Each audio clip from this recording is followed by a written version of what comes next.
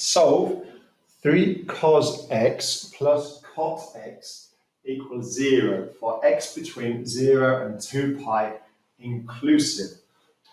Okay, and the key here, it says give answers exactly where possible. So what I'm going to do, I'm going to solve this using a non-calculator approach for as long as I can. So when I get to a point where I cannot go any further by using non-calculator methods, then I will employ the calculator, but only then.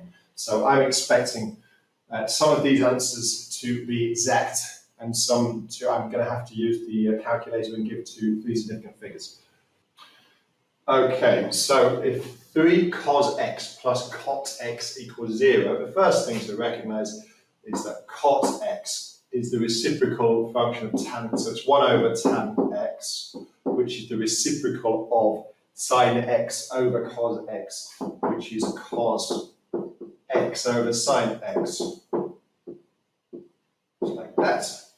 So we can replace this cot x with cos x over sine x. So we have 3 cos x plus cos x over sine x equals 0.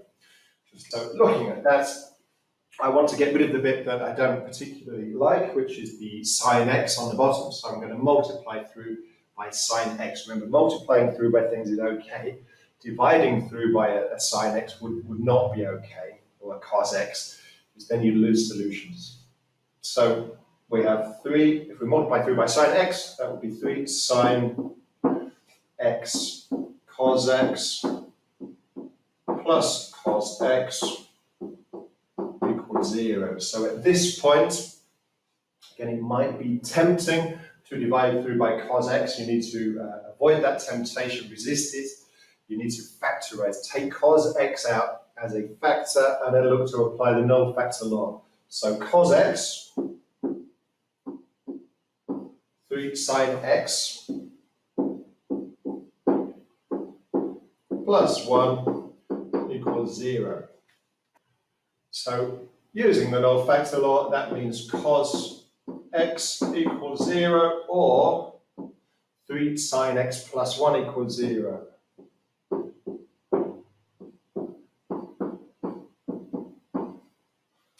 Okay, so the first one we should be able to solve quite nicely just by drawing a circle. Remember, cos x is, as you go around a circle in the anti-clockwise direction, cos x is the x-coordinate. So, as in, if we draw a straight line from the center to the circumference, the x-coordinate would be cos of the angle.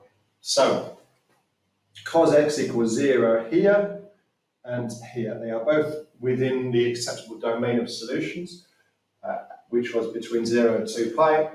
So the first one is pi by 2, and the second one is going to be 3 lots. So it's pi by 2, another pi by 2, a third pi by 2. So this is 3 pi by 2. Okay. For the second lot of solutions, we're going to have sine x equals minus 1 over 3. So now at this point, we don't have a value, we don't know a value, an exact value such that sine of that value equals minus a third. So now we're going to go to the calculator.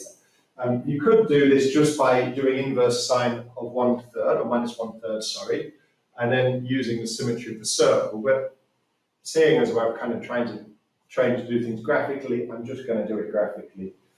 But yeah, using the symmetry of the unit circle is perfectly valid as well. So we're just going to go to the graph, and we're going to type in sine x as 1, and y equals minus 1 over 3. So minus 1 divided by 3. Going to have to adjust the window. So for 0 to, I'm only interested in 0 to 2 pi in the domain. For the range, for y, you've got obviously a maximum value of of sine of 1 and the minimum value of -1, but actually we're only interested in 1/3 and -1/3.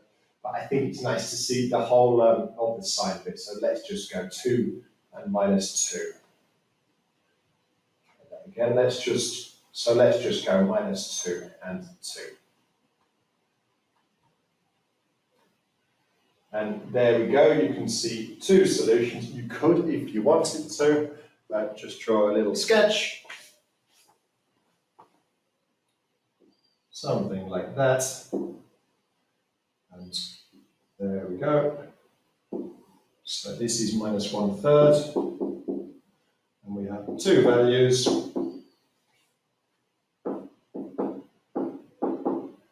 To find them, we're going to use the intersection.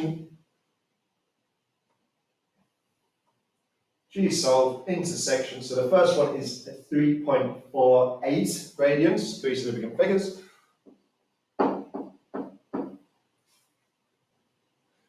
The second one, and just think about the symmetry. If you can, this is pi. You can get the distance between 3.48 and pi.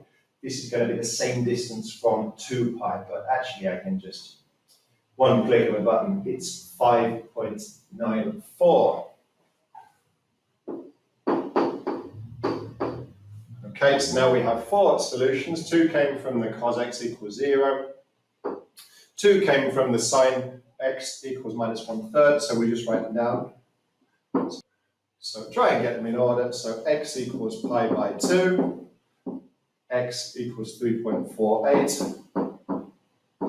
3 pi by 2, and 5.94.